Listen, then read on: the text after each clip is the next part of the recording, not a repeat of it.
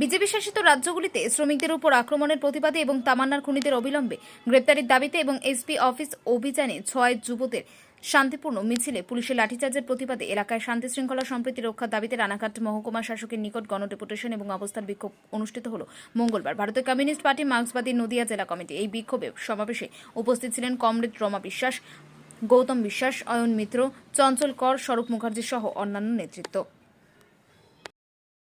পরিবার কি করে রক্ষা হবে?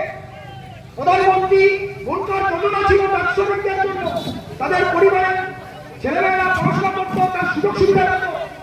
এই ভোটার যোজনা বন্ধ করা হয়েছে। আমরা বলছি নতুন করে প্রকল্প ঘোষণা করতে হবে তার শ্রমিকদের। এই ডেপুটেশনে মহকুমা শাসক কতক্ষণে আশ্বাস দিলেন?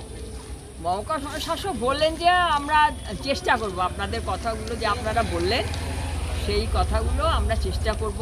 আমরা মূলত যেটা বলেছি সেটা হচ্ছে তামান্নার খুনিদের এখনও ধরা হয়নি।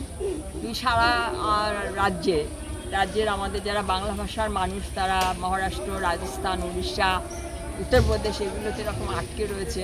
সে তার কোনো ইনফরমেশান যদি আসে ওনারা বলেছেন আমরা দেখব। আমরা সেই জন্য বলেছি বৈদ্যপুর টুয়ে 6 মাস ধরে আটকে আছে, বললো আমাদের আসবেন, আমি সাহায্য করব। সমবায় নির্বাচনে রুট করা নিয়ে আমরা বলেছি। আমরা নিচে বলেছি আধার ডিলিং হওয়া নিয়ে আমরা বলেছি, মানুষের ব্যাঙ্ক অ্যাকাউন্ট সিজ হয়ে যাচ্ছে, কারণ কেউ জানে না, হঠাৎ করে সে সমস্যার মধ্যে পড়ছে। কিন্তু আসলে প্রশাসনিকভাবে সাধারণ মানুষের এই যে ভোগান্তিগুলো এ নিয়ে কোনো নজরদারি নেই।